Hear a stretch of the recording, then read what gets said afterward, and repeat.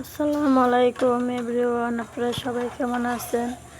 আশা করি সবাই ভালো আছেন। আলহামদুলিল্লাহ আমিও ভালো আছি। আর একটা ভিডিও নিয়ে আসলাম। মামা আজকে আমারে কী করতে দিল, কি কাজ দিল, তাই আপনাদের সাথে শেয়ার করলাম। দেখতে থাকুন আমি কি করি। তো যাই হোক, চাপটি বানাইতে দিছে। আমাদের বাসা আর কি বলে চাপটি আমাদের বাংলাদেশে, আর এখানে তো বলো খবুজ। তো যাই হোক, অন্য অন্য দেশে কি বলে এই চাপটিরে আমি তা জানি না, কি নাম বলে।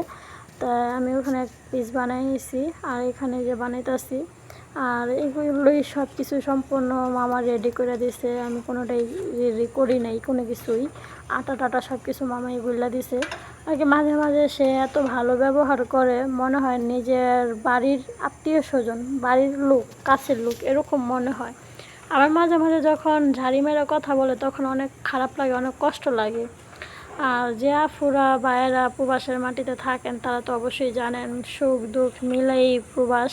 কারণ প্রবাসে কোনো কর্মীরাই সুখী না, সব কর্মীরাই বেশিরভাগ কষ্টে কাজ করে, কষ্টে থাকে।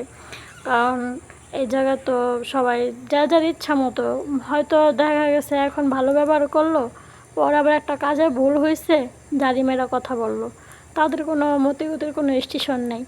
আর আমার ম্যাডাম তো অন্যরকম। আমার ম্যাডাম মনে করেন এই ভালো এই খারাপ, তার মতিগতি কি আমি নিজেও বুঝতে পারি না। মাঝে মাঝে চিন্তা করি যে মাঝে মাঝে তার কি হয়।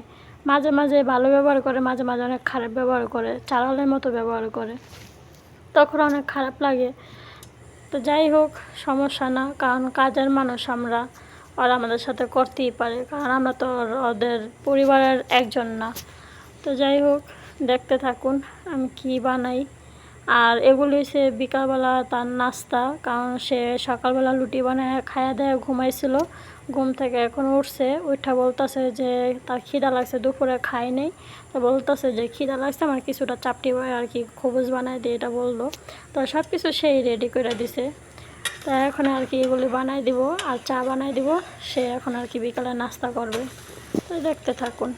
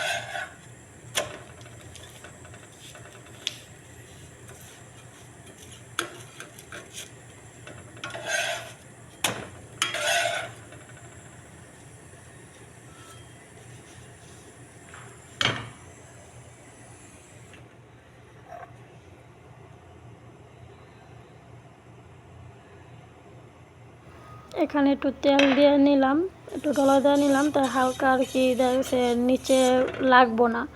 হালকা একটু তেল দিয়ে ডলা দিয়ে নিলে নিচে লাগে না, সুন্দর চামিচ দেওয়া দেওয়ার সাথে সাথে উঠা জায়গা। আর তেলটা না দিলে যেমন নিচে লাইগা যায়।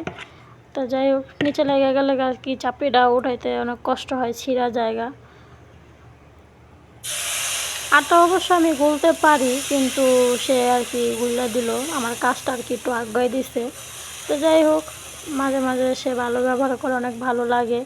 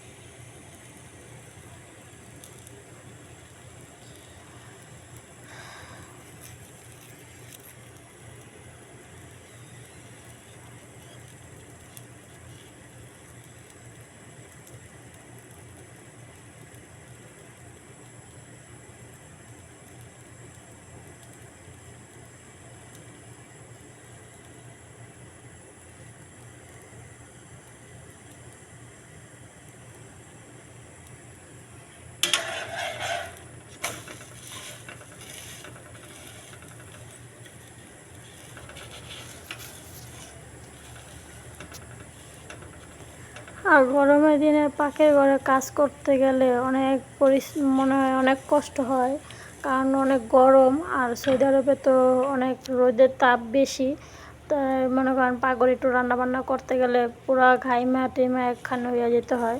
তো কিছু করার নাই, কারণ পরের কাজ করতে তো হবে, আলা গরম লাগুক আর যাই লাগুক আর ঘামি আর যাই যেটাই হোক, করতে তো হবে ওদের কাজ। কারণ ওরা হচ্ছে শৌখিন মানুষ, ওরা তো আর এগুলি করবে না।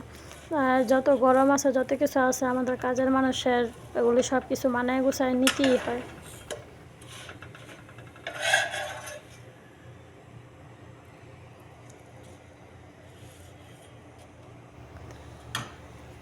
কিছুক্ষণ পর পর আর কি একটু তেল দিয়ে ডলা দেওয়া নেই, নিচে লেগে যায় নাই তো।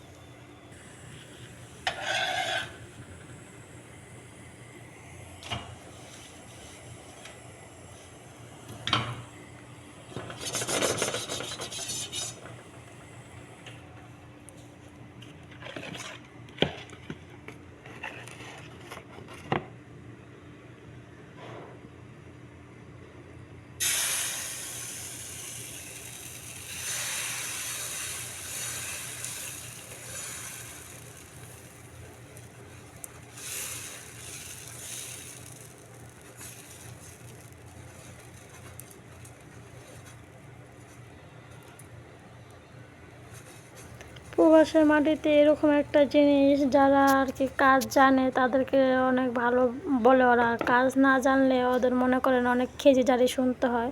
তো যারা বিদেশে আসতে চান অবশ্যই কাজ কাম ভালো করে শিখে বুঝে তারপরে আসবেন, তাহলে কোনো কিছু কষ্ট হবে না। আর এখানে আমার সবগুলি চাপটি বানানো শেষ, দেখতেই পারতেছেন। তো যাই হোক, আপনারা সবাই ভালো থাকবেন।